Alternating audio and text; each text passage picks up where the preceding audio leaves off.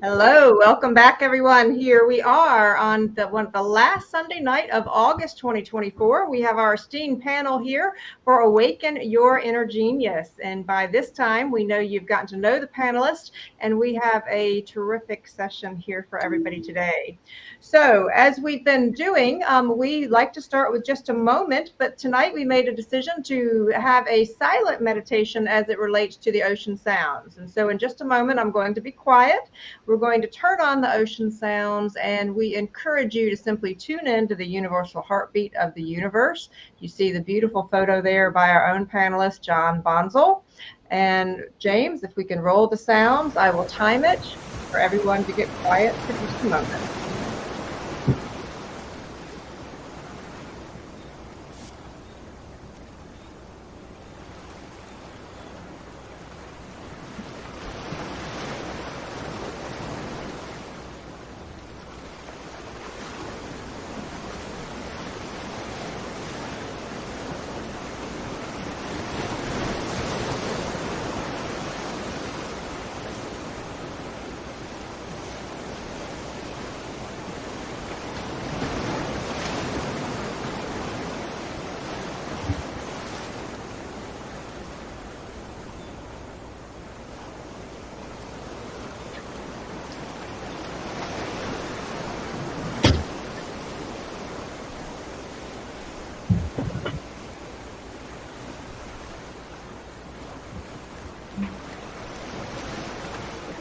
Finish your deep breathing.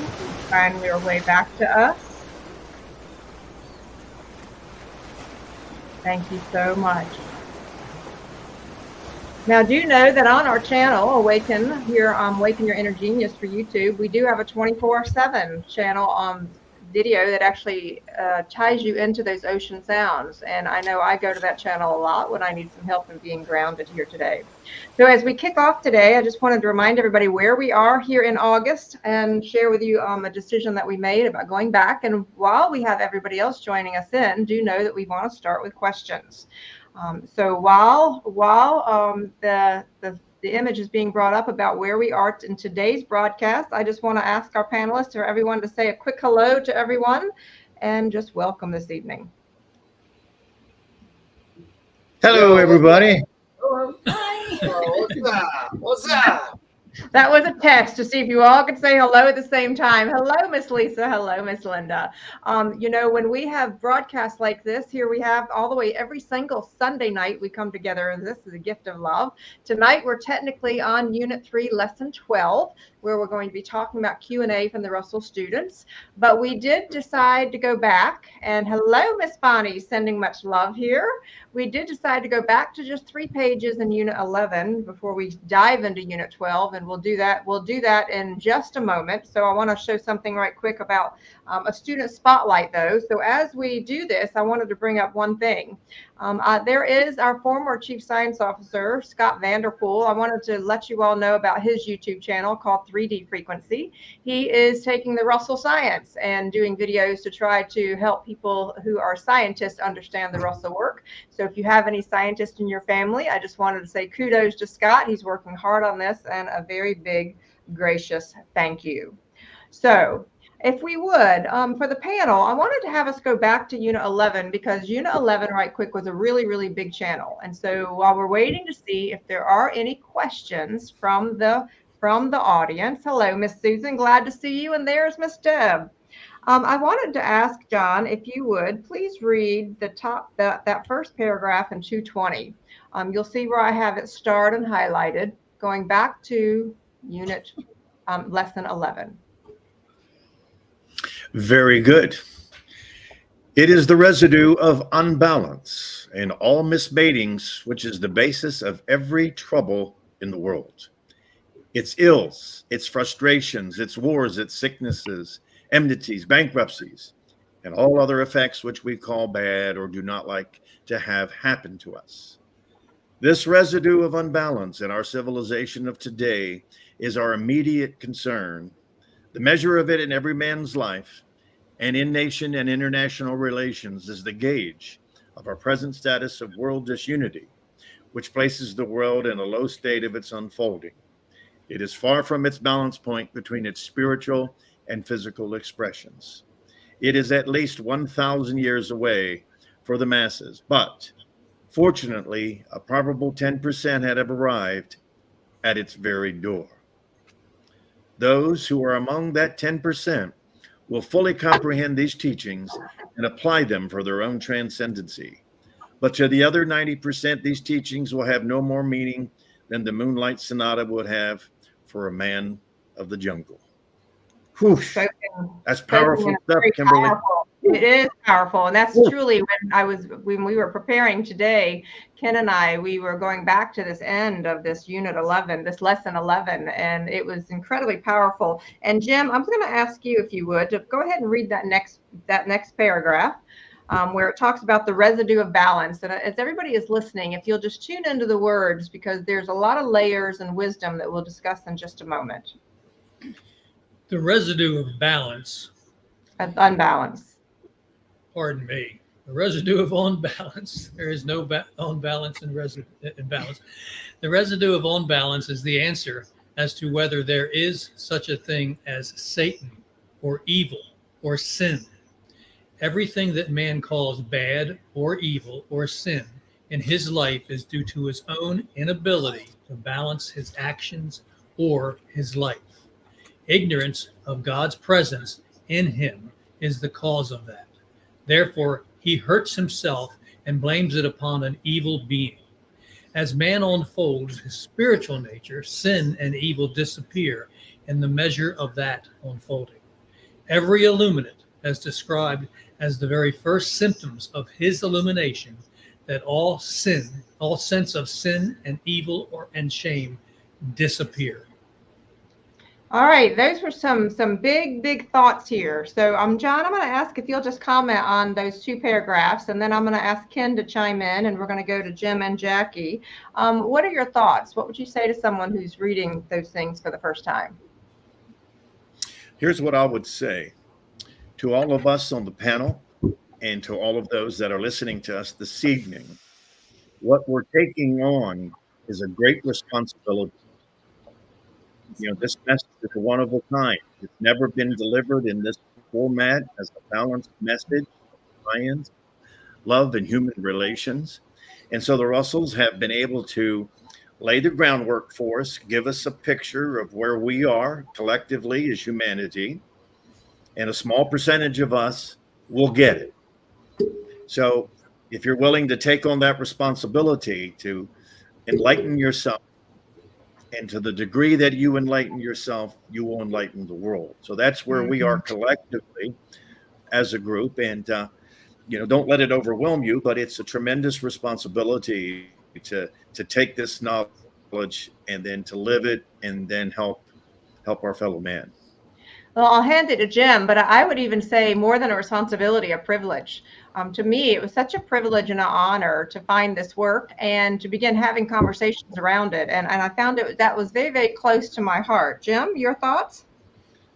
The key thought there and the beauty of it is that they've taken us from visualizing effects around us in the outside world and brought us to within ourselves to understand that we are personally capable and responsible for looking inward and finding that divine within ourselves. And they're very clear about it. Even to the smallest degree, as you accomplish this at the smallest degrees and begin to change your thinking, you begin to see evil and bad and pointing of fingers as the mess that it creates. So yes, okay. They're dead on. All right. I love that. Jackie, you want to chime in about this perspective? Yeah, I'm having a really hard time with this one because it's like all wrongdoings that come across your path, just dismiss them. And that's a very hard one for me to grasp. And, working on my own balance. And then you see things surrounding you with other people. It's like, well, why don't they get balanced? They look unbalanced. Why aren't they getting the evil and the sin and the shame or whatever? And it's a struggle for me to look at that. Not that I'm a vengeful person. It's just I like right action. You're right. So when there's to me, balance is right action between two parties, and if the other party is not coming to that balanced situation or encounter or relationship, whatever, then it's still unbalanced. Okay. Ken, you have a thought? Yes, I do. It's not about forgetting about the residue. It's about taking responsibility for the residue, not blaming other people. And I'll tell you one thing for sure, at 70,000 thoughts a day for the average human being, I don't know what anybody's thinking or feeling unless they tell me. So to presume that others are getting away with something and you're not is, again, it's kind of a victim of, unfortunately, a victim position, in my opinion. And I just don't see that as being true. One is that, you look at all the wrongdoings in life, but it's just also like saying, either God's laws of balance, which we're studying right now, rhythmic balance interchange, are absolute or they're not at all. And it applies to everybody and everything. It's not about an individual. So to say that someone isn't getting their up and comings or getting the what they deserve or they're doing wrongdoings, I just know that I can't get in that world, because again, the only thing I can change and work on is me. I can't change anybody and I can't work on anybody, especially if they're not willing. I can't even help them to see what I do. But I definitely encourage to take responsibility and get out of the idea that somebody's getting away with something that I'm not doing, but they're doing, and it's wrong. Sure. That's not God's world. Well, I actually see both of your perspectives in a big way. And Susan is even saying in the comments, she says, but aren't we the makers of our own problems that we created? And that is a complete yes, Miss Susan. Complete yes. And that's really what the Russell work is about, taking ownership of that. But I do remember feeling that way, Jackie, especially when I was involved with the child trafficking work. And I saw so many people just say, oh, well, it's the darkness that is doing it. It's evil that's doing it. No, it was human beings that were executing every action against a man, a woman, or a child. And so I struggled with that as well, Jackie. And so I've been working hard through this course about remembering that it is a thought wave universe, as John was saying, that we actually create our own destinies. Fair enough, John?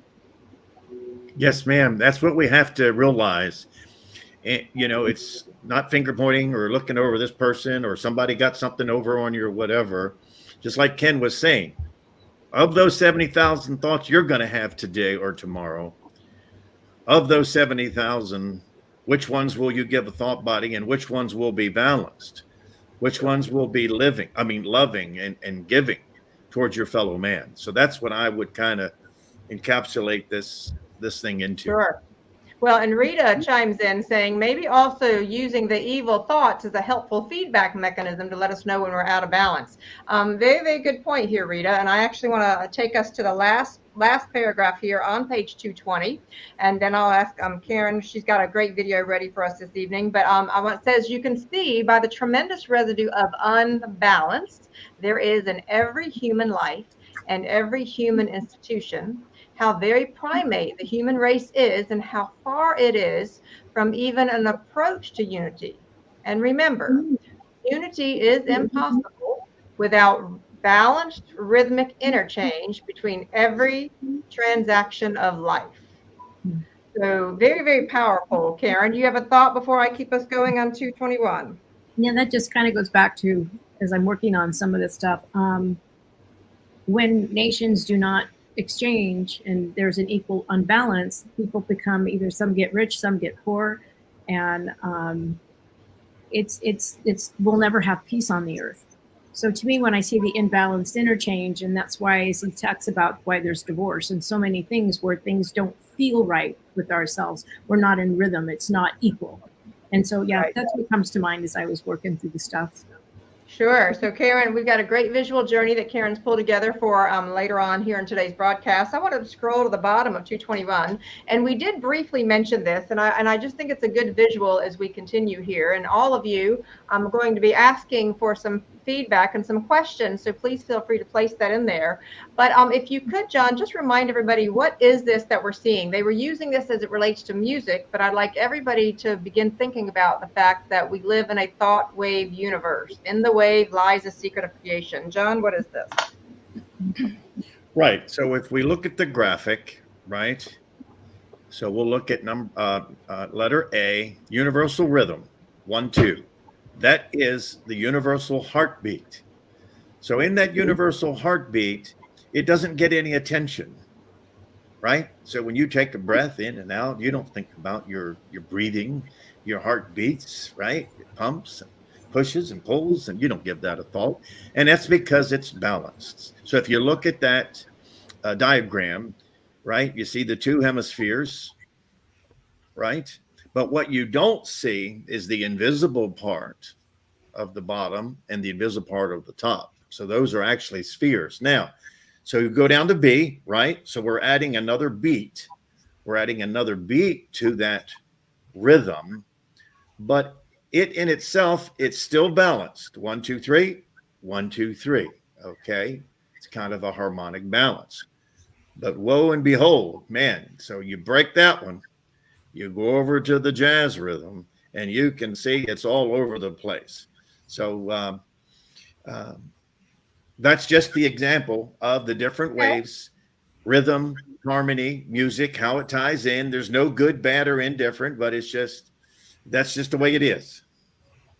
All right, Ken, how do you think Leo would react to music like hip hop and rap and all the other music that has a rather jagged wave pattern these days? I think she would have been a P. Daddy fan. P. Diddy, I'm sorry, Yeah, P. Diddy. Peon, I don't know what the hell his name is. Anyway, I think that Leo was protected from what was coming in a way.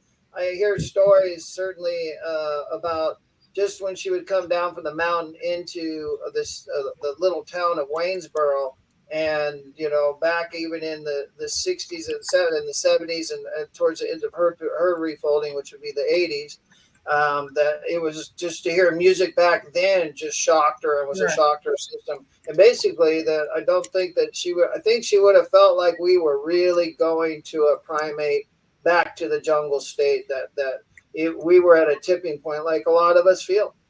Well, and I think if you think about it, every generation complains about the younger generation's music. Let's just pause for a moment. There's not a generation around that doesn't complain about the new music. And in all fairness, if we were actually look at the wave pattern of the music, it would be that some of it is more jagged, and that's part of why we're just slowing down to bring it to our attention. So I want to ask everybody that's actually on with us tonight, do you ever feel a time that some music that you listen to is unbalanced? And so if you'll answer that in the comment box there. And while we're doing this, I want to just encourage anybody to have questions. We want to take questions throughout the whole entire broadcast if we could. And I'm going to go ahead and have us move over here to the top of the second paragraph on page 222. Before we do that, can I jump in here for a second? Yeah. Yes. Going back to your chart, you all correctly said there is no bad there. If you look at the 1-2 beat of nature, which is the perfect rhythm, that's you sitting silently next to a stream or in your room or reading a book, and you're calm. If someone walks into the room in a waltz mode, you're going to have to either step your thinking up, or they're going to need to step their thinking down, and you'll find balance, going from hot and cold to warm. When you go over to the jazz and the hard rock and those dissipations, there's nothing wrong with those. They're like a Danish or sugar in your coffee. They're fine once in a while. But if you live solely there, it begins to change your inner rhythms and pull you away from center. All these things are part of life, and all these things are to be enjoyed in moderation. All right. I want to go back to Leo now and just say that in the writings, it actually states that the jazz thing was absolutely disturbing to the equilibrium of the body and would only stimulate the jungle aspect of ourselves. If it became a constant, it's all right to keep it there. Yeah, just the point of it really was is that it's very dangerous energy to transmit ourselves and subject ourselves to. So, you know, how much you can have or not have is, again, comes back to the balance, but it is registered. It's very disturbing. That the more you're away from it, the more it will, when you come across it, like you walk into a convenience store and they're playing hip hop, you recognize that that's disturbing to your psyche if you're not used to it.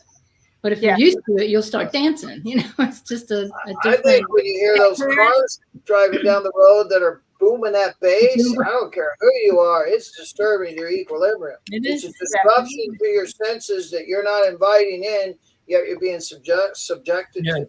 But that is their center. Karen's got her hand up, so I want to be mindful of that. Karen, your thought here? Well, just reading the chapter, part of it is interesting because we talk about the drums and the rhythms and the Gregorian chants to the opera. And so if I understand his work, is the more we evolve as society, we have created more complexity. And that complexity creates a greater civilization. It creates more art. So even though when you think about it, when you're young, you really like the hard rock and stuff because you like that.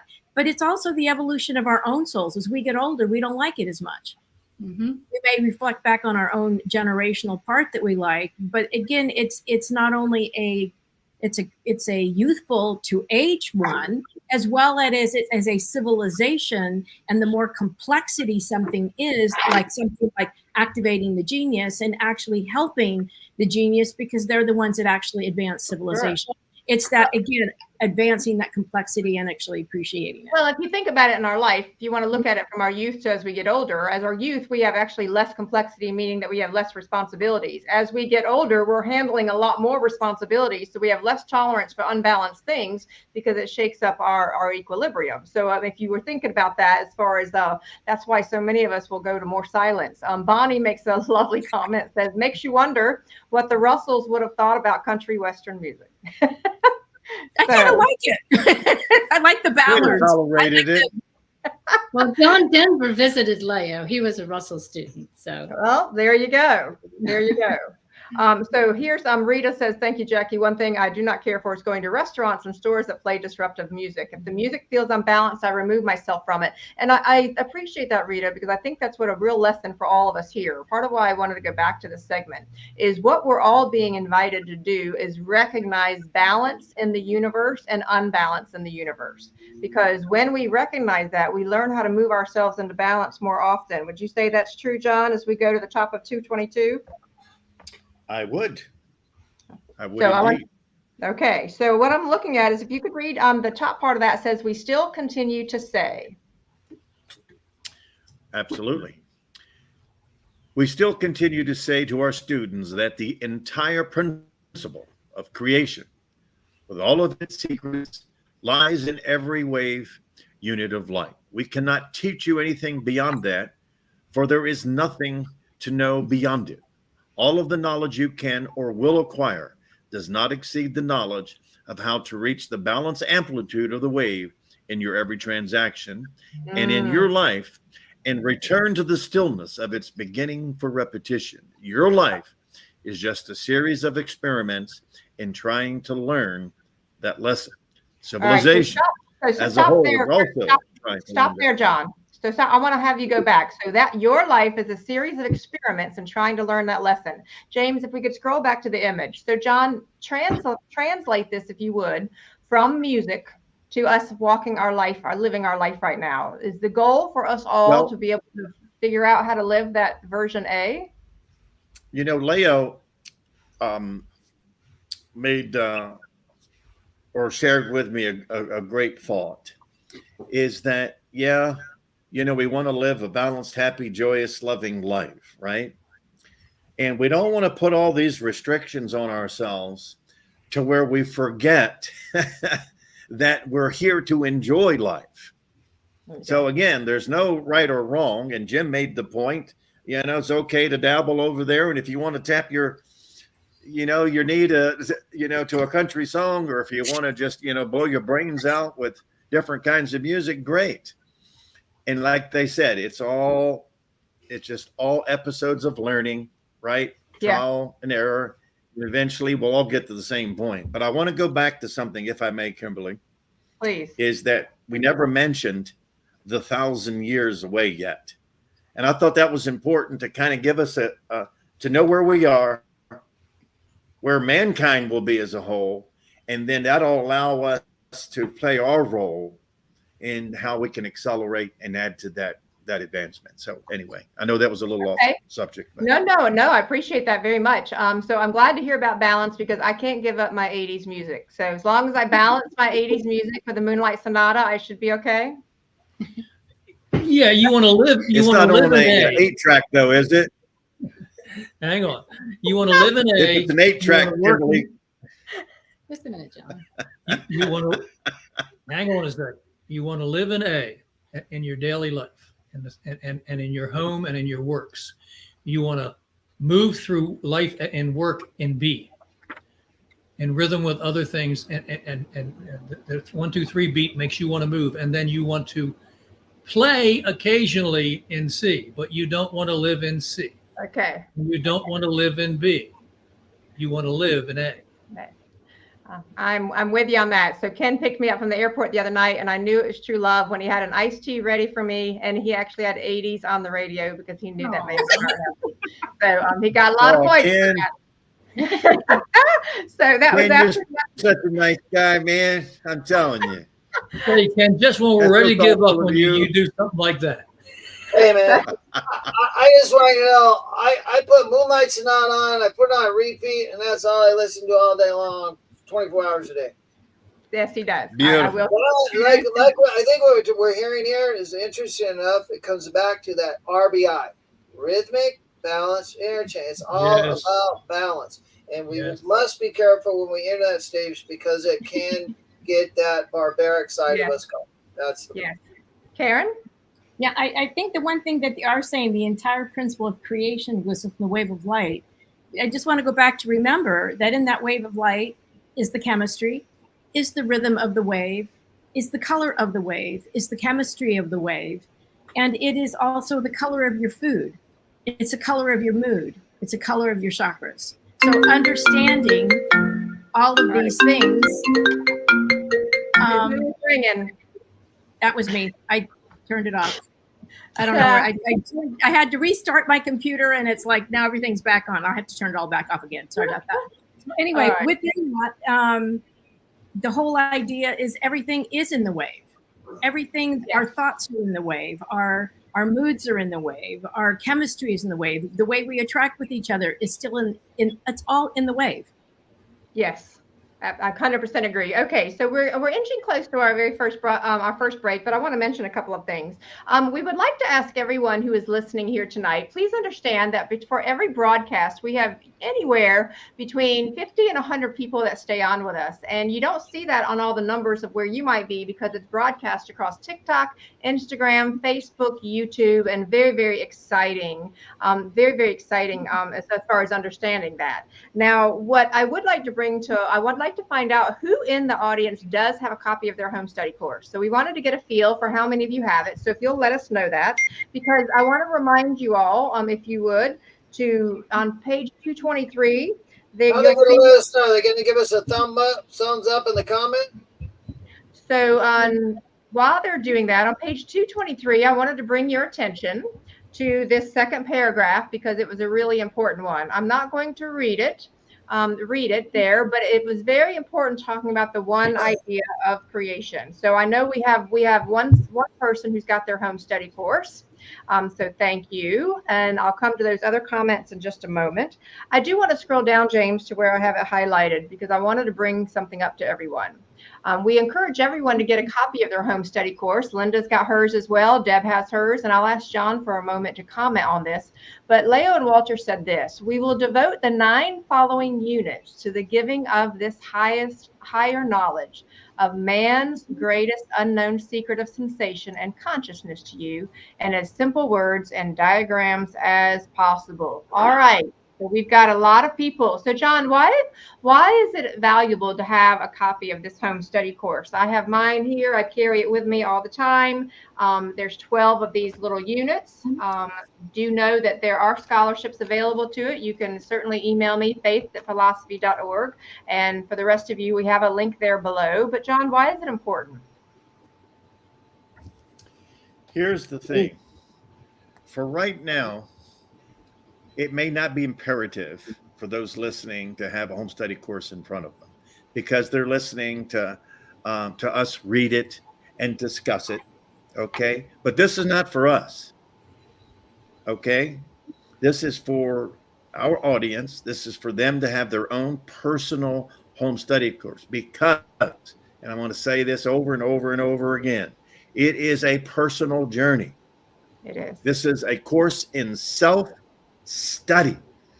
You know, we're not here to read it and describe it and so on for everybody. That's between them and God. And remember, you know, the Russells would say that when you have God as your teacher, you need no earthly teachers.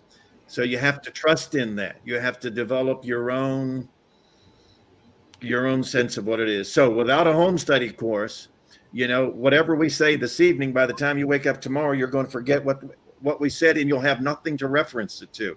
You'll have nothing to open up and reread and go to. So it's imperative that you have your own personal home study course.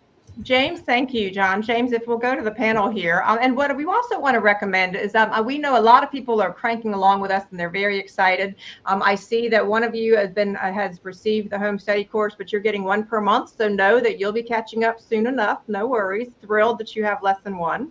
I do want to mention to you that for some people who feels sometimes too heavy, don't hesitate that you can just go back and listen to snippets of these videos. That's part of what we're doing is we're actually building a library that you can come and listen to 15 minutes at a time, 30 minutes at a time. Deb brings up a very, very good point. She says this, with the home study course, it grows with you as you grow in understanding. We read it over and over again. And Deb, I'm right there with you. After all these years, that's what so many of us on here do as well. So it is time for our first break. What we're going to do when we return is we're going to dive into lesson 12. So do know that, everybody. That's where we're going next. We'll have our quote up on the screen. Thank you so much, John, for your wise words there. And take your 3 minutes break, stretch, get some water, and listen to the music. We'll see you in 3. Anika.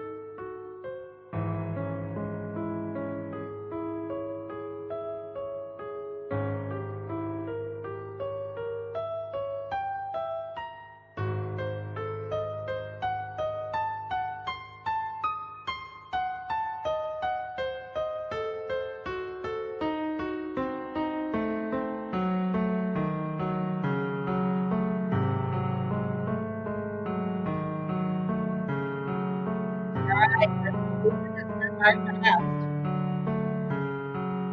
And a special thanks. Special thanks to James as he pulls together the music and things for us. I did see someone ask a question about, are we suggesting that you just play something like the Moonlight Sonata or one song on repeat? Not necessarily that kind of thing, Sharon. What we're talking about is everyone to answer, to become much more aware of where they're imbalanced. So Jim would like to start with answering a question before we dive into lesson 12.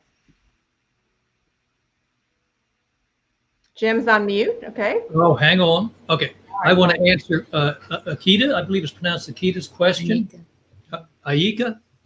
Anika, thank you. Anika, when it comes to karma and pre-planning things we will deal with prior to coming here, that's a common theme, as you pointed out, and people have had near-death experiences. So let's look at this whole thing very briefly about karma. We could go on for hours about this. But karma is like all things. It's not a negative. It's not a positive. It's a thought or action that we released into the world while we were embodied, that we either balanced or didn't balance. Some of the things that we do while we're embodied bring back what they call dharma, which are good blessings to our life.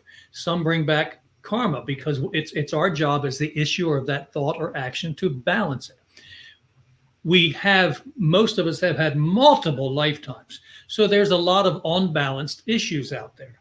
So as we come from lifetime to lifetime, it's a rare soul that has reached such a level of understanding that they will take all their karma on at once. So they will choose to deal with things that they need to deal with. I know I got to wrap this, but keep it simple. There are people who come here and take on karmic loads that they are going to help somebody else with that has a heavy load. They choose to do that. So don't judge people when you see someone suffering or dealing with heavy karma. Don't think that that's necessarily theirs to carry. And there's also 4 levels of karma. There's personal karma. There's family karma. Yeah, way out of print. Yeah, go ahead. You can finish up the answer, and then we're heading to lesson 12. There's community karma and there's world karma. And so world karma, we all deal with, whether we were involved in bringing it about or not, because we're here. It's like not everybody that went on the Titanic was meant to die on the Titanic. They just were on that ship. Down you go. So there's a brief statement of karma. But yes, we do have the ability to choose the things that we most feel we need to deal with. Yes. So as part of our challenge here as a panel is that we know that we're talking about overall secrets of the universe and very large things, large concepts. And we encourage everybody to keep asking questions because we want to honor you, everyone who is asking the questions. We try to stay pure to the Russell work right now, but we will answer questions. But do know that that's always the toggling that we are doing. I love the way Susan, kudos to you. I have my own home study course because I'm old school. I like paper and pen and I love to highlight. I'm right there with you, Susan. Deb talks about music being part of her creative space, changes music according to her mood and energy. And she listed some of those out there. And so all of you are certainly a lot of good comments here. So I'm going to ask if we could, because of timing, go on to lesson 12, because we actually, lesson 12, starting here on 225, I want to go ahead to that first paragraph highlighted. And this is what they started with, is they were talking about, it's very gratifying to have felt the change in the trend of thinking as our students advance into later units. When students begin to take this course, they think in the language of their traditional training, which has always been directed toward the development of the outer senses. Our efforts are to awaken the inner perception, not the outer. Our purpose is to illumine the mind, not to inform the body. And we seek to make our students aware of their immortality, which dwells within their mortal body and controls it. So Ken, you talk a lot about helping people to get more focused on that inner perception instead of their outer senses. So what do you want to say as we go into this particular lesson? Yeah, the inner part of our lives to me is what we're talking about is, setting that stated intention in motion first thing in the morning and starting to discover what is my inner life? What does that mean? It's about how this comes from self-honesty to self. Do I have imbalanced thinking? Do I have dysfunctional thoughts? Am I hanging on to childhood trauma? Do I use it as my identity? Is it something that I consistently bring up? Therefore, I'm reliving my past, and my past will be my future because I keep reliving it. That's my inner life. It's all about how I'm processing the world I live in. And exposure is the key, right? The first stage is what's going on inside of me. And that self will not reveal self to self in the world that I've come from, right? That means that selfish self, that part of each and every one of us that's just thinking about ourselves, doesn't reveal, oh, I'm in selfish self right now. We don't see it that way. That's where pride steps in and justifies whatever it is we're doing. So learning our inner life is learning to accept, like the 7 deadly sins: pride, greed, lust, anger, gluttony, envy, and sloth. What does that mean to me, not you, right? How do I act in pride? How do I act in greed, lust, anger, gluttony, envy, and sloth?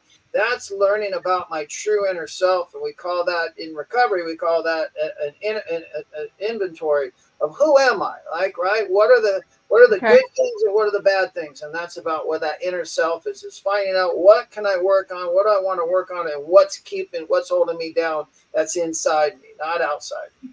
Okay, well, and so I want to go on to the top of page 226 where it's highlighted in yellow, and I'm going to ask John to comment. And it says here, as students advance to the 5th or 6th units, they find themselves thinking differently.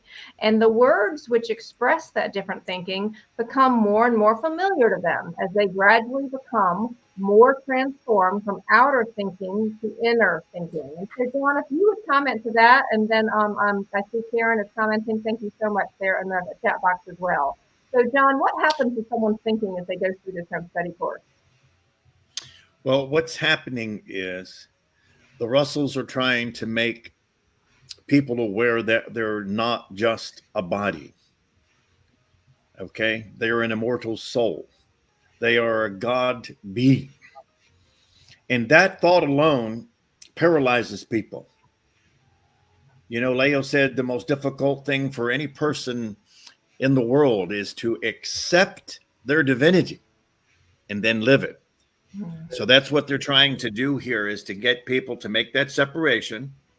Okay, that you are mind, not body. The mind controls the body, not the opposite. And throughout the lessons, then they will reinforce that transition for our seekers of light. All right, now Karen, you are going through the home study course for the first time as well. So even though you have been familiar with the Russell work, you yourself are experiencing it like many of the students that are here in our panel, that are here in our broadcast. What are you learning as you go through and read this? And then I'm going to take us to the next paragraph on page 226. What does it mean for you? It's been a different experience for me. So before it was more about the science, and this is more about literally the science of the mind, the science of the spirit, and to really go more within, to be quiet within. But it also reminds me of what I have been doing with the work that I've done, where I do listen. I love working at night because at night it's quiet and I can hear spirit, and it's like working in a flow. So I'm in a flow, and I stay in bed a little bit later in the morning because it's where I get my guidance. So I do listen, and it just reminds me of being mindful, listening, kind of being in a prayer all the time, in a sense of being much more conscious of the voices, that still voice that they talk about. And so for me, that's been the beautiful part. It's not just my initial question as a kid was, how does God create? So I kind of got that, but that doesn't mean how do I create? It was like I looked at all the other stuff out there as opposed to myself in here. So for me, that's been a really nice transition. Okay, I love that sentiment. And before I have us go to 226, John wanted to answer a question about the repetition of the sonata. Yes, I saw that was one of our comments or questions from the audience, and I apologize I didn't catch the name. But if that person has the home study course in front of them, if you'll go to the middle of page 227, and the Russells will explain to you why that is so important. Okay. And it's amazing, and how they explain to you in the silence that Beethoven discovers that. Yes, I mean that is so powerful right there. Why don't we do that, John? So scroll up just a little bit, James. And so this is one of the attempts at the end of each unit. What the Russells have done is they take questions. And so scroll up a little bit more, because the question from the student was this: I wish you would explain more what you mean by inner vision, inner eyes, and inner ears. I've always felt that those were terms for pure metaphor and had no actual meaning in the sense implied, which is that people actually hear sounds which are not there to hear and see things that are not there to see. As I study your course, I begin to realize to you, they're not metaphor. To you, people actually can see and hear what is not there to see and hear. That is what I wish you would make more clear. So John, why don't you go ahead and dive into the answer since you brought it up? Yes. If I could just read that, would that be all right? Mm-hmm. Okay. Yes, please. The best way to answer that question is by exemplifying it. Let us take Beethoven for our first example. He has eyes and ears on his body just as you have. Somebody speaks to you, which Beethoven could hear with his ears if he stood beside you as well as you could. You both hear the sounds equally. Now, imagine yourself sitting near Beethoven. Everything is silent, but Beethoven hears sounds coming out of that silence which you do not hear. He hears glorious, inspiring, uplifting sounds which you cannot possibly hear. Pretty soon, he takes a pencil and a sheet of music manuscript and writes down what he hears. Even then, you cannot hear it, but he can. He then sits at the piano and translates the sounds which he heard within the silence into sounds that you can now hear with the ears of your body. So, the Moonlight Sonata, for our panel, we all joke about it and we all love it, and we know it's the most beautiful balanced piece of music ever written. And so for us to put the Moonlight Sonata on repeat, it's no big deal because it's there. You're not consciously listening to it. It's balancing your every thought and every cell in your body. And so you talk about a healing modality. If I were working in those arts, I guarantee you I'd have people listening to the sonata on repeat to help balance them. So fair enough. Well, let's continue with this conversation, though, because I think this is very important. Karen sees and hears very much as I do as well. And I think the more your consciousness grows, that certainly happens more and more. I'd like to go to the top of 228 where you see I have the highlight. Karen, Kim, can I say one thing to back John up on that? It's very short. In a letter to his father, Mozart wrote the following words, and I'm paraphrasing, but this is close. Father, I hear music that there are not instruments upon which we could play it. Wow. That's an example of that. Wow. Wow. Isn't that a thought? Isn't that a thought? So let's go over here to the top of 228 here. Because this goes now, it's taking that same idea of the composer to an engineer. And I thought that was really powerful here. That engineer over in the corner, for example, can see the four arches of a great bridge, which he has created out of the silence and nothingness of space. He is so engrossed in it that he has become what he has termed absent-minded. That's not an appropriate term, for the fact is just the reverse. For he has become fully minded instead of being sensed. I thought that was a really neat story. I wanted to ask the panel if someone would like to comment on that here, because I thought that was a very practical application. And Karen, and then I'll go to someone. Let me know who wants to go to next. Karen. A few of us went to the Tesla Tech Conference, and I got a really interesting call today from an inventor. And one of his buddy inventors said he just went into a quiet space and downloaded 47 patents. Wow. So when you do that, when you're in the flow and you're connected and the universe wants to bring something forward, it will bring something forward. And I think it's a time that we're moving into a greater age and a greater advancement for civilization. But being still and listening to us, they keep telling you it's all there. Just ask and receive. And every great invention comes from those aha moments, from those dreams and stuff. So or being in the flow. So yeah, just have to listen and just be a little, Sometimes I gotta have to take a nap so I can shut my civil off. Shut it off. Shut off the phone. Yes, Jackie. Yes, I think it's the creative process. I mean, how many times, were we scolded for looking out the window at school? Right. In our minds, we're creating this whole scenario, whatever it is that we were thinking, and then we're instantly brought back. Pay attention, remember and repeat. And so this engineer was like, he was looking, he was designing, he was seeing the ins and outs of what goes into it, what it needs. That's the creative process. Tesla did that. Tesla did, and Tesla was getting things from the ether all the time. That it was like he was receiving. yeah. Well, and I think we all do it to some level. We all no, do that. That's what I wanted to ask everyone who is listening right now. If you would place in the chat box, what have you created? Have you created a meal that you thought of that wasn't out there before? Have you created an outfit, a pattern, an event? What have you created out of this process here of things that you necessarily nobody else could see or hear it, but you could see or hear it? So I'm curious if you would place that in. And then I'm going to ask Ken, if you would, we're going to go over here to page 228. And I'd like to go to that paragraph that has the blue brackets, James. And it talks about you really live a physical or material life. If you would share that paragraph, Ken, please. Sure. You really live a physical or material life and a spiritual, immaterial one at the same time. The spiritual life is the creative one, and the physical life is the one which works with one's body to give form to the mind creations of those who have inner vision. So it really helps us to understand what we're doing here in terms of that the body is a tool, right, that we use to make our creative expressions that come to us in that mindful state. I'm going to go back to a little bit of what Jackie was talking about, that I had mentioned it before, in terms of meditation. It's like daydreaming. When you're daydreaming, your mind is not empty, it's full. And therefore, there are no parts, because that's what a daydream means. And it's innate in us. If you think about why do we daydream, because the literally the inner world is calling to you, saying you got to get out of the outer world and just drift off. Children do that. They're like, hey, come back, go stop daydreaming. What are you doing? You're not focusing. And that's, again, stamping out the genius in them, because they're in the mind world. They're in their imagination.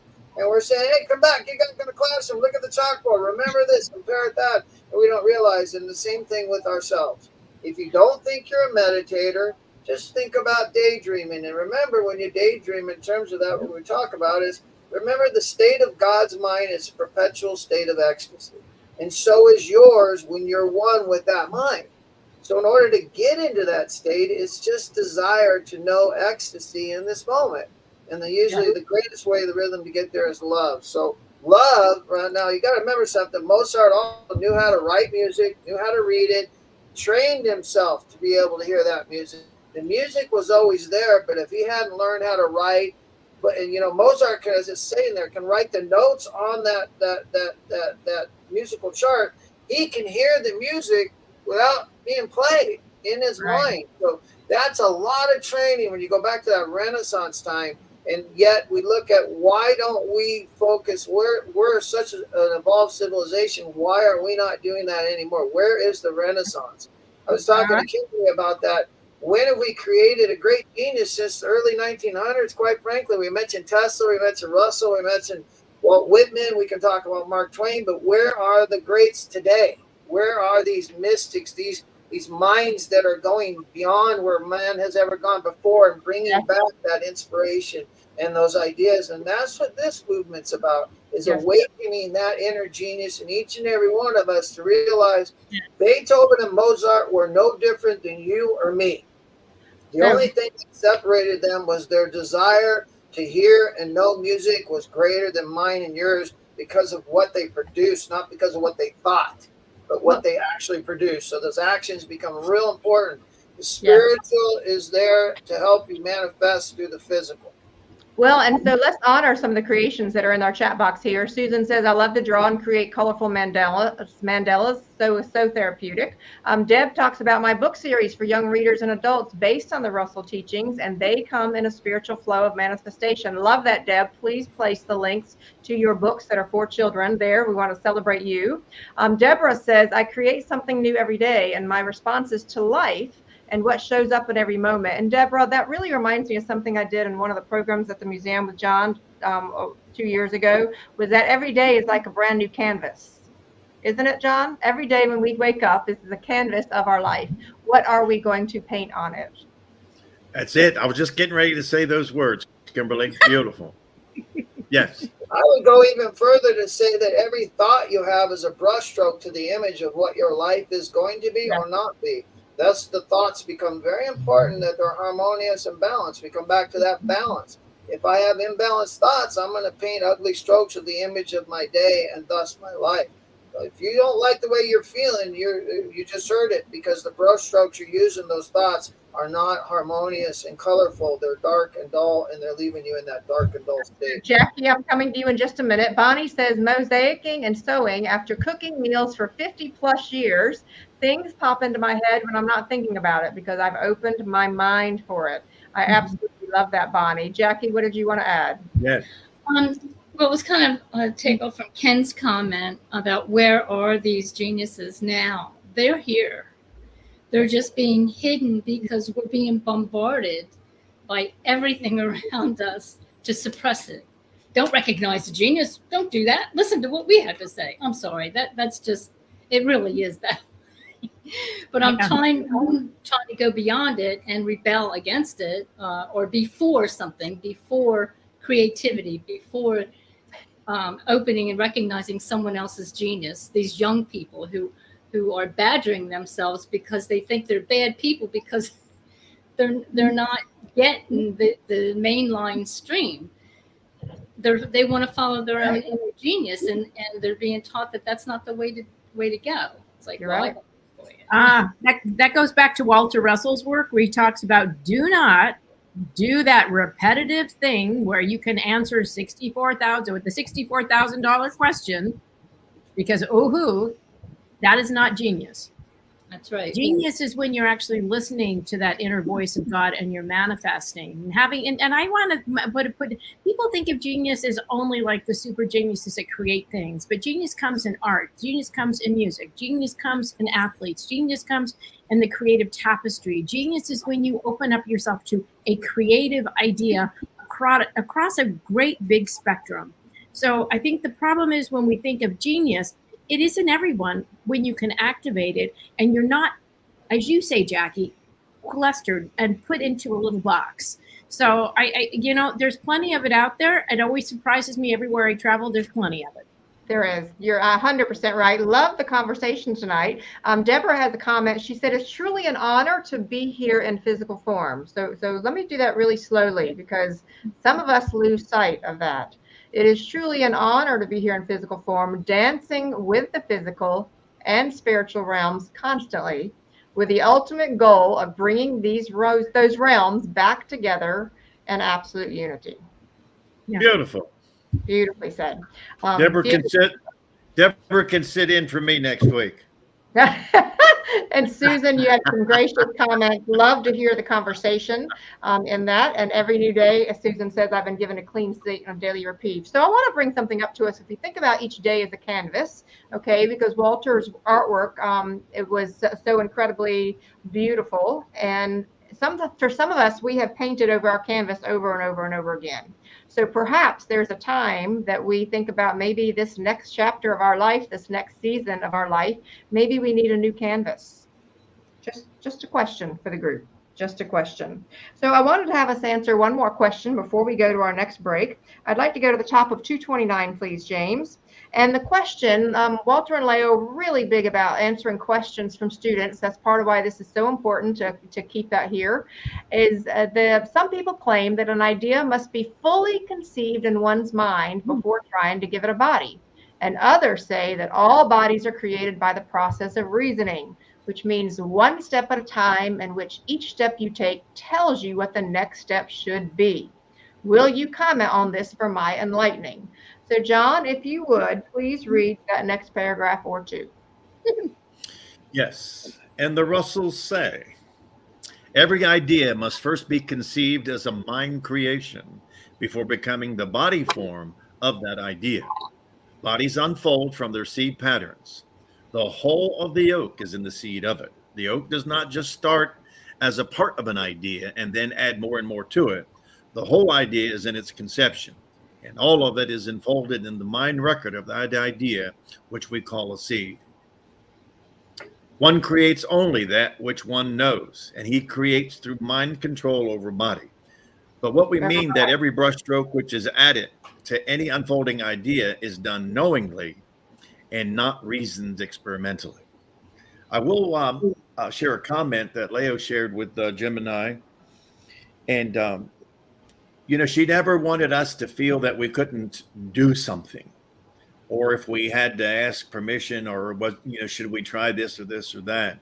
And Leo would share with us that it will come to you in the doing of it. And I think that's very appropriate to the part of that paragraph which we just read. It will come to you and it will build on itself. Just trust in God, trust in yourself, and just let it happen. And that's the beauty of creativity, of creating. Some people listen to it, some people don't. Yeah, therein lies a big nugget of truth there. All right, it is time. It's top of the hour. It's time for another quick break. When we return, we are going to go to the question that is on page 231 to give our panel a heads up.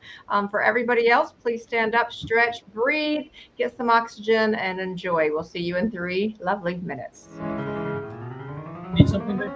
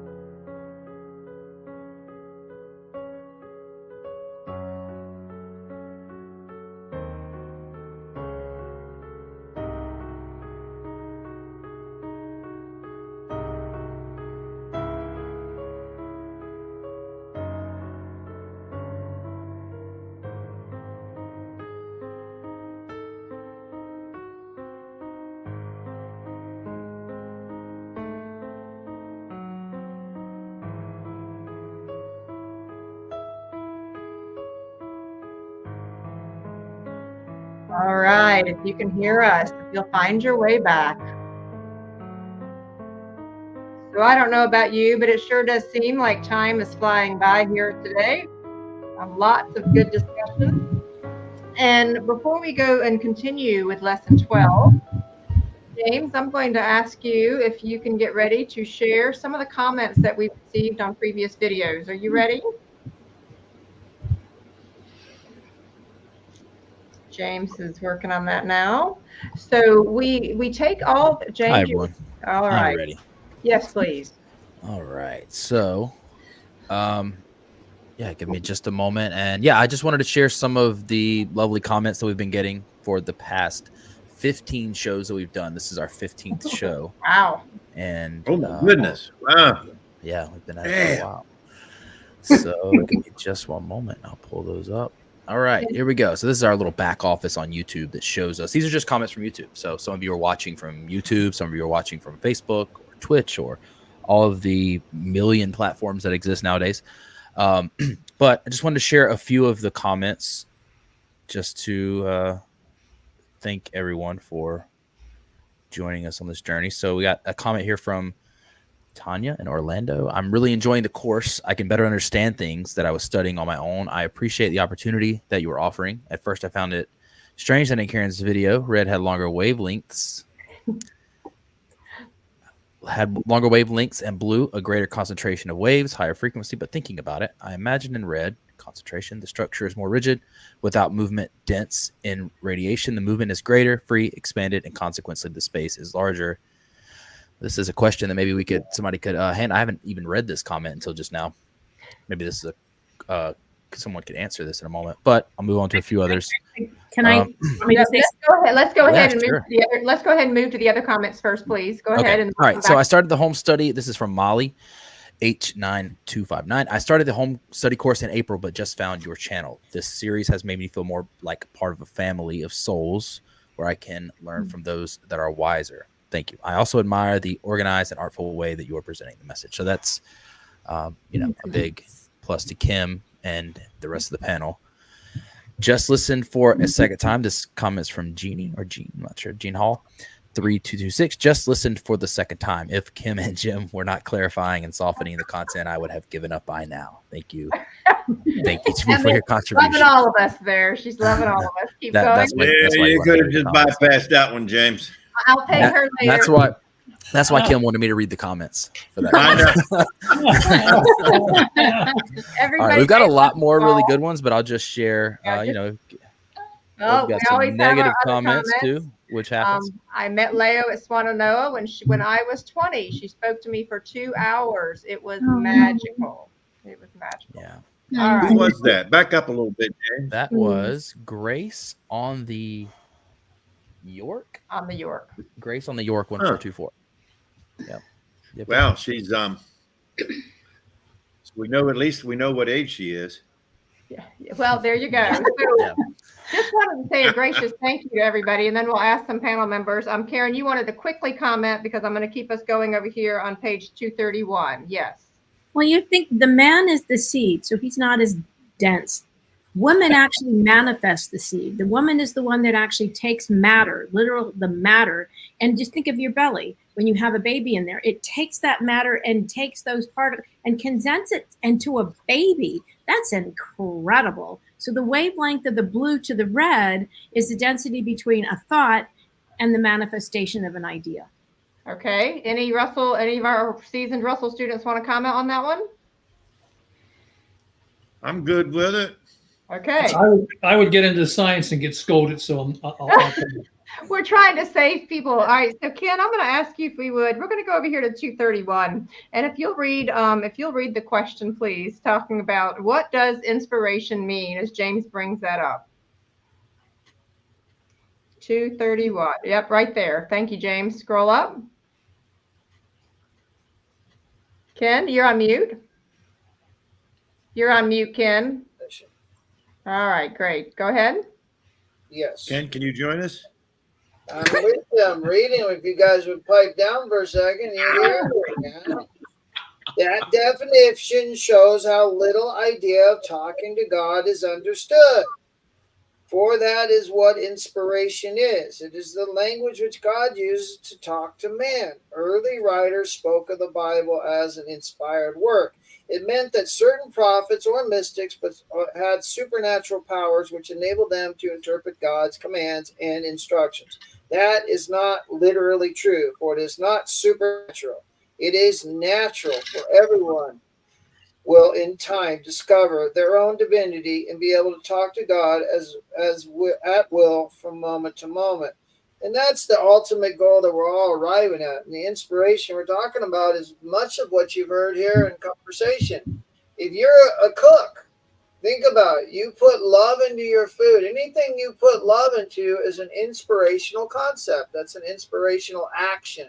It comes from inspiration, right? I want to make a great meal so everybody likes what they eat and they can taste the love that I put into the food. So you can taste love, taste when things are done in a masterful way. So inspiration can be manifested in everything we do. Washing your car, right? Some people just wash it and leave it kind of dirty, and then some people wash it and they make it immaculate. Some people clean their house, but they don't keep it real clean. But we all talk about how nice it is to come home to a bed that's made and it's harmonious and it feels welcoming, as opposed to the bed disheveled and not made.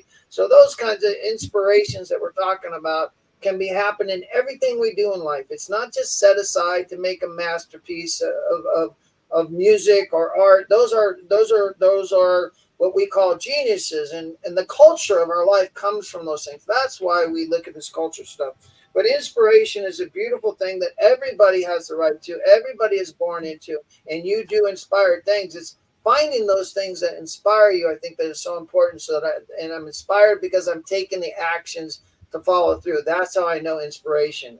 Remember, an idea is just an idea until you give it form, whether it's cooking, whether it's cleaning, whether it's creating a new symphony. It doesn't matter. If you don't give it form, then the idea just remains in the ideal world. But inspiration to me is always followed by action. When I'm inspired, I want to take an action. I love that. And I'm going to have John comment in just a minute. Karen, if you'll please check the private chat. So John, what is your comment to that? I wanted to, because this is speaking on inspiration. Earlier in the morning, I was on the History Channel, and they were doing the creation of the Statue of Liberty and the artist behind it and the involvement of the French and America and so on, and how it would be built, and all the hurdles that were put in front of this artisan, but he never gave up. He just kept creating. And the Statue of Liberty at the time was the largest statue ever attempted in the world. Wow. And towards the end, he was you have to forgive me, I can't think of the artisan at the moment. But anyway, in this depiction, he's on a boat and he heard of the difficulties the Americans were having in building the Statue of Liberty and this and that. So he gets on a boat and he's heading to America. And in this scene, one of his friends is talking to him, and the artisan is kind of facing to his side, and he's all depressed and so on and so forth, like it's just not going to happen. And all of a sudden, the fog disappears, and this guy is staring at this beautiful, brand new penny-colored Statue of Liberty. And he yells at the artisan to look. And he stands up, he turns and looks. And that inspiration, just that image, it gave me goosebumps to where I thought my body was like 3 feet off the damn couch, that I was going to have to push myself back down. It was such an inspiring image. And to have the background into having it built and so on. And it'll be a lasting symbol forever. It's one of the greatest and the most known symbols throughout the world. So that goes to show you that he didn't give up on that inspiration. He didn't give up on that idea, even though there were just hurdle after hurdle thrown at him. Beautiful. It was Absolutely remarkable. Beautiful. When we think about how we all have inspirations like that. So I do want to comment. Say Rita said thank you, Ken, for bringing that into our everyday lives. And so I wanted to pass that comment along as well. So we appreciate all the comments, and feel free to ask questions as we go along. What's always difficult right now as I look at where we are in the broadcast, there were 2 big questions that I wanted to cover, but I'm not sure time's going to permit. But I do want to bring it up to everybody who is studying the home study course. So on the bottom of page 232, there is a very important question talking about how they were actually brought up in a family which believes implicitly in prayer. Implicitly in prayer. So there's the question. You'll see, scroll up a bit. You'll see, right, and it's a very, very long question, talks about all the things in the family that had to do with prayer, and wanted to know why prayers didn't seem to be answered. And John, I thought it'd be helpful for us to at least refer to a few things here on the answer in page 233. Don't feel like you have to read every sentence, but there are some really important things because lots of people get confused about this notion of prayer. Yeah, well, you know, it's kind of a touchy subject in a way. You know, everybody has their own technique and their own thing and what they feel is, you know, prayerful in their minds and so on and so forth. But so remember this, prayer is a very powerful thing, and collectively it's even more powerful. Like thinking, like minds. That's how that works. And as we get into the science, the Russells will prove to you why collective prayer and that kind of thing is so powerful. But remember this, if you're just going to sit at a table and you're going to verbalize, thank you, God, for the food, thank you for the land, thank you for the guy that did this and that, it just falls on deaf ears. God's not listening. You don't need to talk to God about it. But if you want to thank God for it, take a moment of silence, center yourself, and just do it, you know, without words. All right, just have it be a thoughtful thing. So, and that's the way prayer works. Well, that's what I want to bring up on 233 there, John, because there in the home study course, it actually says a couple of things to people. If you'll scroll down there to the answer where the yellow highlights are, James, thank you. And it talks about your faith that he will just drop the answer to your prayers in your lap is not God's way of doing. You should read God Will Work With You, But Not For You. We'll show you that book in just a moment. You can order it at philosophy.org, for it will give you a full answer to your question. But we will say this as a brief answer. God will give to you as much as you give to him and no more. So if we would, I'm going to ask James to pull up that image. And if you do order something from thephilosophy.org, we ask that you please put in, you can have a discount code. It's faith in all capital letters 20, faith 20. It will give you a discount and it will track you back the fact that you came from the broadcast here. But that's the panel. Jim, why do you like this book? God will work with you, but not for you. It's beauty in its simplicity. And that's prayer, the prayer that they're talking about, and you've touched on it, and John touched on it beautifully, both of you did, is that you have to be actively involved in bringing it about. You have to see it as in the process of coming your way. I think one of the biblical statements, it was yours before you asked. This is true. The universal one is complete and whole in everyone. And when you ask something of that universal one within you, it's yours, but you must put forth the effort to manifest it. I'll give a real brief one on a truck that I needed for the farm. I literally sat in thought and prayer and asked the Creator. I said, I'd like to have a truck, but I can't spend more than $2,000 for that truck. And I need it to be a flatbed, not a pickup truck. And if possible, I would like it in silver or white. 24 hours later, I'm driving home from the University of Science and Philosophy, and I drive past a yard and sitting up, this is a high yard with a farmhouse beyond it, sitting up in front of that farmhouse in the yard is a silver flatbed truck with a great big sign on it saying, for sale, $2,000. I was talking to Jackie on the phone. I mentioned it to her. She said, turn around and go back and buy it, because that you can't, so yes, you can manifest very quickly, but you have to know it's yours. You have to accept that it's yours and then work to make it happen. I think that's beautiful. And so I wanted to let you know that right now, I don't know why the code is not working. So I will check on that. There must be a glitch in the season, but I love that, Jim. And I know me coming from a Southern culture, we were just taught that you pray and things will pop into your lap. So I have heard many people say, please make me healthy. And then they continue to eat bonbons throughout the night. So it was an issue of, are we working with God? So I think that's incredibly, incredibly powerful. So Ken, I'm going to ask you, and then I'm going to come back to Jackie. If you will scroll down here to 234, and I have. Yeah, but I'd just like to make a mention on that prayer thing in terms of what what we're hearing here. And Jim kind of covered it. There's two parts to prayer, right? There's the petition, which is the raising of our hearts to seek that which we're looking for, and then there's the performance. Without the performance, the prayer doesn't work, which is what Jim was talking about. Two parts to prayer. There's the petition, right? The raising of the heart of things I'm desiring.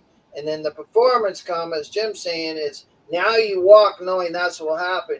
And as we've talked about, if you want to become a painter, don't just wait to read a book, paint this way and paint that way. Start painting. And then you are becoming a painter. If you want to write a book, you want to be a writer, they say if you're not writing, you're not a writer. But if you're writing, then you're a writer. And if you're painting, then you're a painter.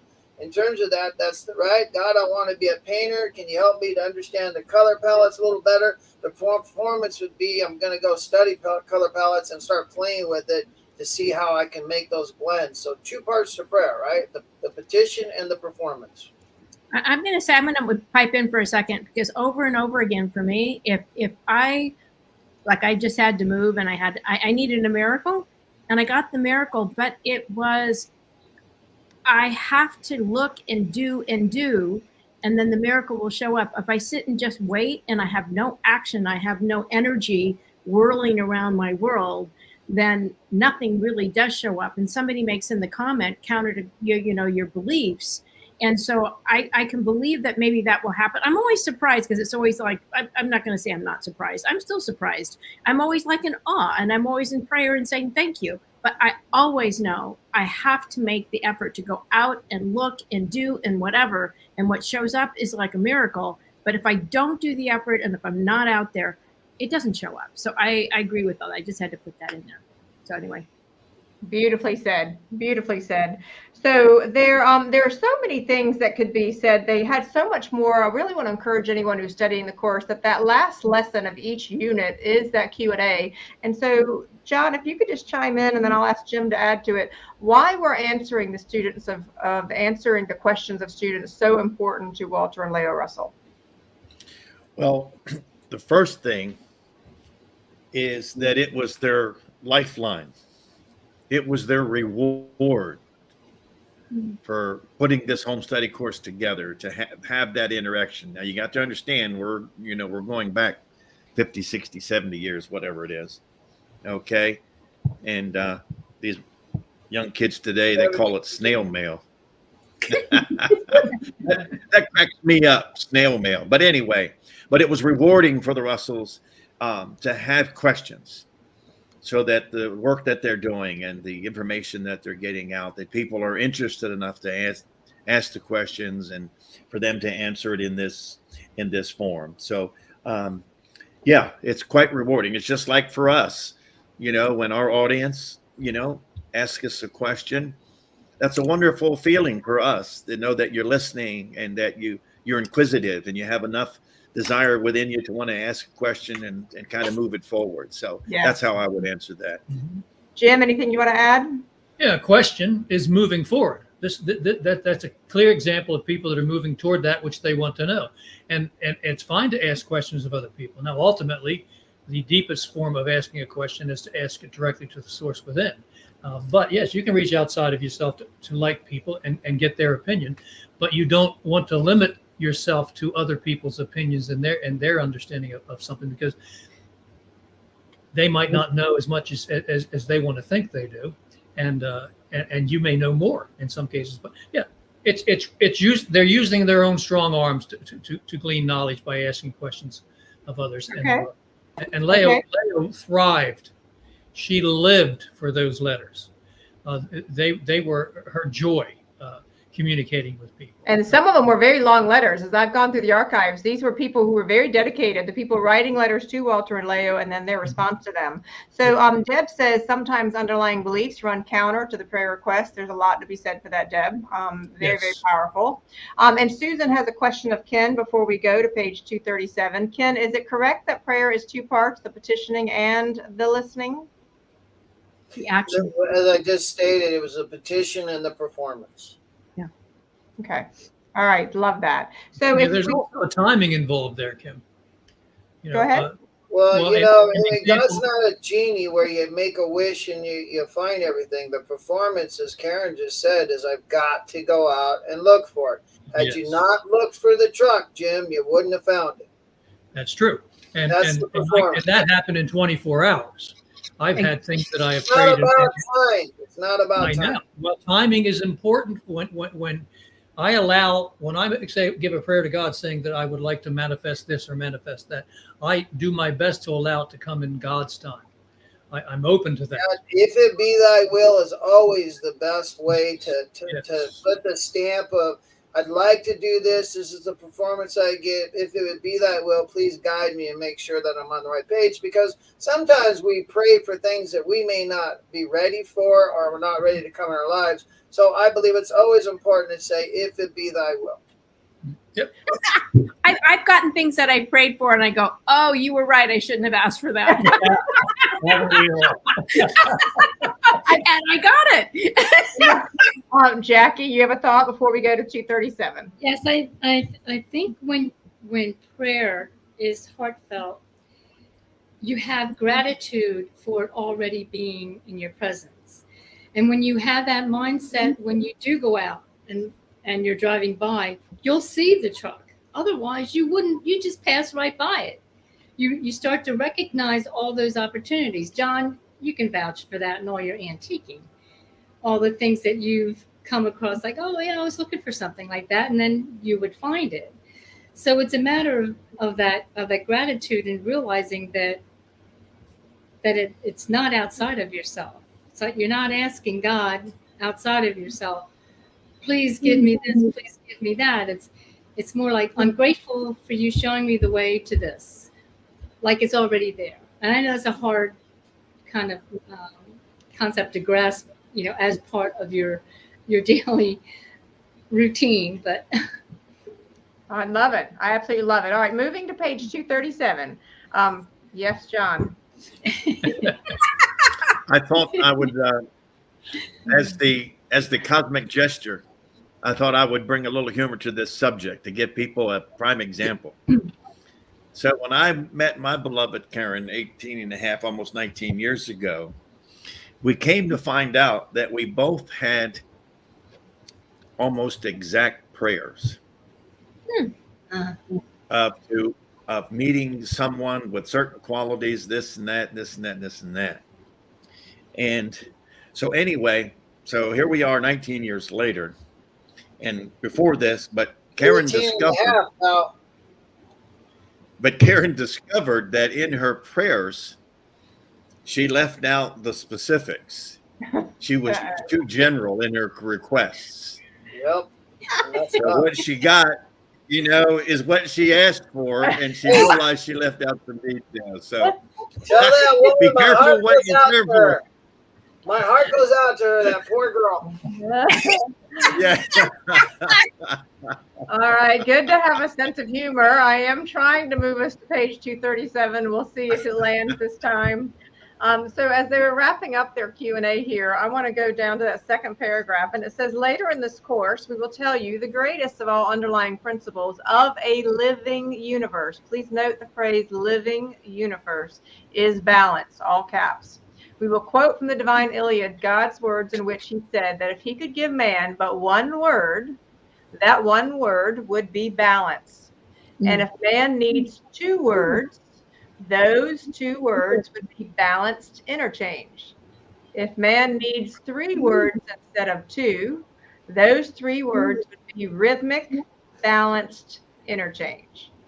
And so again, just really want to land here in Unit 3 that they really went into this idea of rhythmic, balanced interchange.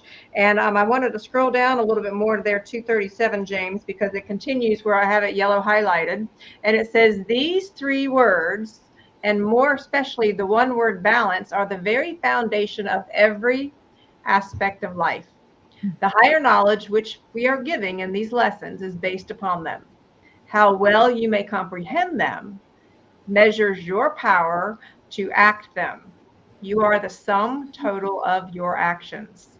If your actions conform to the meaning of those three words, you have the whole mighty power of the universe as yours to command. John wanted to jump in.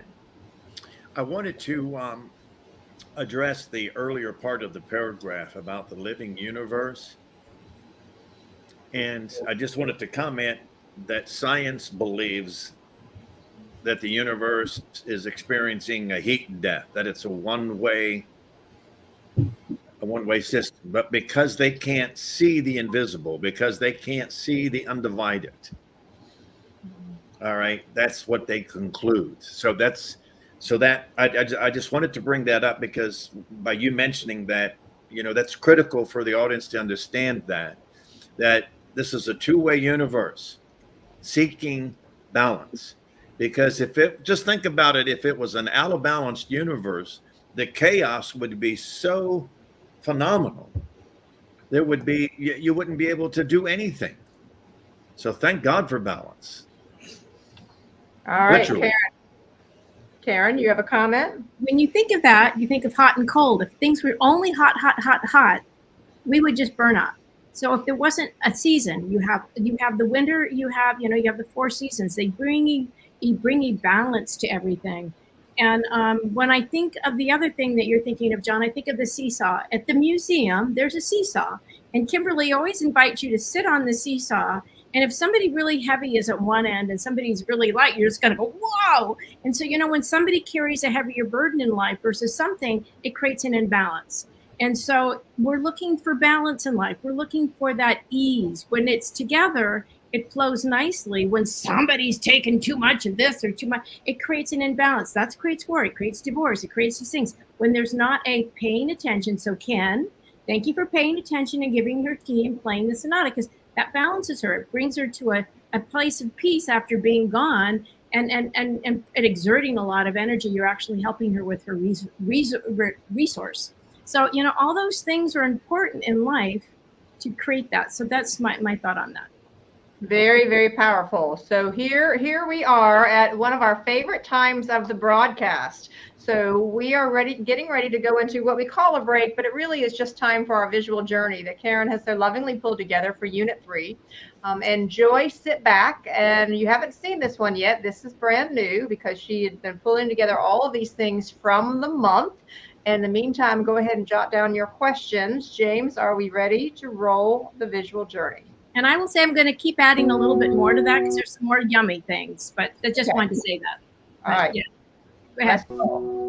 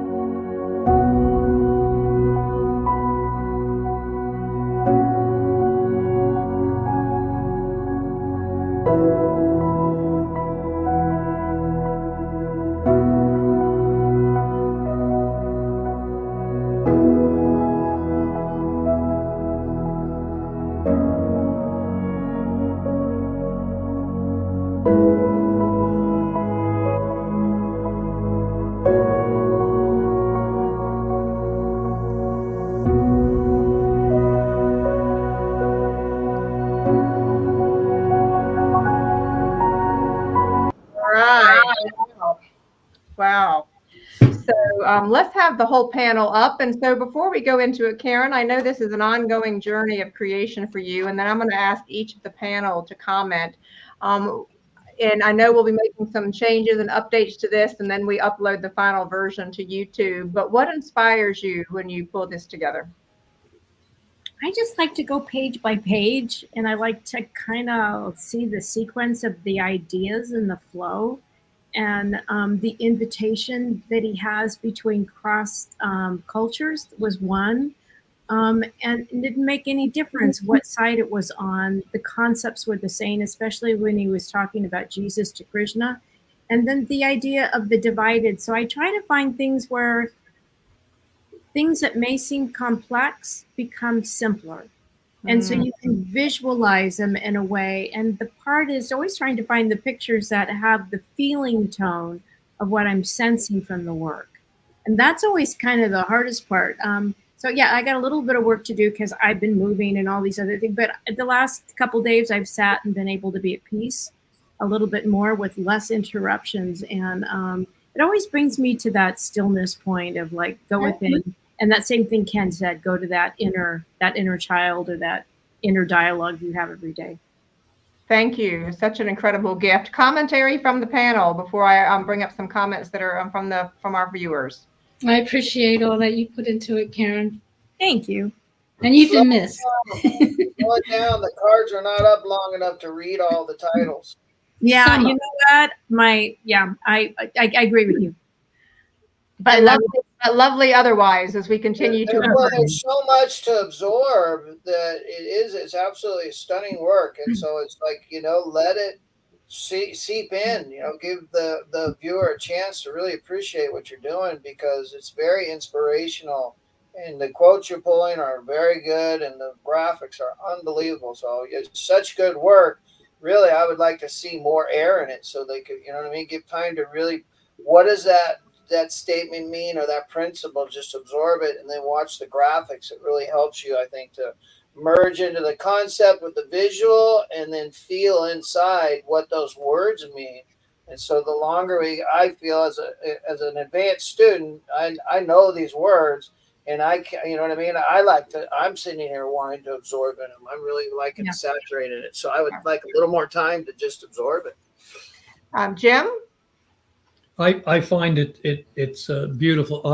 I'm an earth sign. I'm a Capricorn. I need visual. I need the visual, and it really helps me a lot. So thank you very much, Karen. Yeah, I'm like you. I need the visuals, Jim. Mm-hmm. John, your comment? I wanted to bring attention to something that I'd never seen before, and that was that one little tiny square in the bottom right-hand corner, and the lines cut it into a triangle, and then you could see the lines compress from 27.5 to 45 degrees to 90 to 27 to 45 as you went around the cube. I had never seen that before, and that was absolutely beautiful. Beautiful. John, that came to me too when I put that up. I thought, oh my God, there's a cube in there, and I would like to punctuate that. When I found that, and I said, oh my God, there's a cube. Yeah. And it wouldn't be, but as we move on to the Walter Russell work, we will see the cube concept more clearly. Yes. So Karen says, it's amazing, Karen, that you have this artistic experience. Bonnie says, Lordy, Karen, this is genius, every bit of it. I've always thought of Karen as a conceptual genius. Deb says, masterful, Karen. Thank you. So gracious. And two, we know that these videos do go a little quickly, but do know that when you post them on YouTube, you can hit pause and you can sit there with that quote for as long as you want to, and repeat and watch this as long as you want to. This is a gift that Karen is bringing as a volunteer, and please be sure to check out her website, sciencetosage.com. So, Karen, a gracious thank you again. Yeah, and you can load, but I'll give you a reload. I agree it needs to go longer, even for me, who's like a speed brain. It was a little short, so there you go. I will do that. One thing I want to say too, with all that magic that we're witnessing, is that for the people that are viewing this, don't let the word, remember, this is natural science, not academic science. So it's not a science that anybody's ever really witnessed, and very few people have participated in. So don't let it overwhelm you. Being natural, you'll find it organic, as opposed to, I don't get it. It really is as simple as a seesaw, which is explained. Everything you're seeing never really goes past the principle of a seesaw, which is why the work is really worth just saturating in. And I encourage people to go and look at YouTube and just stare at it for a while, because there's a lot that's being said. Our goal as an Awaken Your Inner Genius team is to be able to create as much as we can to have this historical journey. So it's very, very powerful. And I wanted to, as we get ready to go into this Q&A section, and I'm going to bring up a comment that Bonnie had in just a moment, but if James will pull up that picture of the mountain, please. I wanted to show you all something. This was a photo that I hiked in 2.5 miles into the Grand Tetons, which is out in Jackson, Wyoming, here in the United States. And I took this by my iPhone. And what struck me was the perfection of the reflection of what was above and what was below. And as we talk about this notion of balance, do notice how perfectly balanced it is. It is such a beautiful just example to me of nature's balance. And I remember and being in complete silence, because of course there was almost no one else around, of just being there in the pristine beauty. And John, to me, it actually resonated with the fact that if we have that balance inside, that's what we end up seeing outside. Is that fair? That is. You may not see what's inside, but That's what is being balanced. And, you know, this is a principle that we will get into later on in the science units, that what you see above is also simultaneously taking place below. And that's why things are perfectly balanced, because its equal mate is there. There's no residue. Jim uses the word karma. I use the word residue. Yes. Well, and I wanted to go to the comment. The comment, Bonnie actually said something. She said, it's been taught to bring every thought into submission. I like the thought that it means bringing every thought into balance and the wisdom to know what it should be. And I think that's a really powerful shift in many of our minds. I know the word submission, I have a visceral reaction to that after 20 years of being taught that. But I love this. That's really what this Russell work is doing, is shifting in the slightest of ways, but in the most powerful of ways, the way that we can adjust the way we think. So I'm curious if there are any other questions, any comments from the panelists before we see if there are any questions as we begin to wrap up and I share something about some upcoming events. I do want to mention with Karen, the end with the white light of idea coming into the rainbow colors was really pretty cool. It was. I like that. Now, do know that the panel sees this a little bit like that, but Karen had one where it was actually moving. The panel, this was the first time they saw it too. Karen is usually very busily putting this together all the way up until the day of our broadcast. We try to adjust and change and update, so they are gifted with it at the same time all of our viewers are. Other comments before I share some upcoming events? I'm a little I'll give grounded you an now. example. I can play more grounded now that I've moved and Tesla Tech is over and all that stuff. I'm a little bit more. John? I love how Karen balanced the two titans of music. For a minute there, I thought, oh man, she's just going to show Beethoven. Are you kidding me? And then I saw that picture of my boy, and I was like, There you go. come on, Ken, lighten up a little bit, man. You going to sleep on us or what? Ken, any final comments as we wrap up here today? Okay. We have no All right, questions. he's good. We have no questions in the comments, so we will go ahead and wrap up. We want to encourage you all to please. Now I do have a comment. Okay. Okay.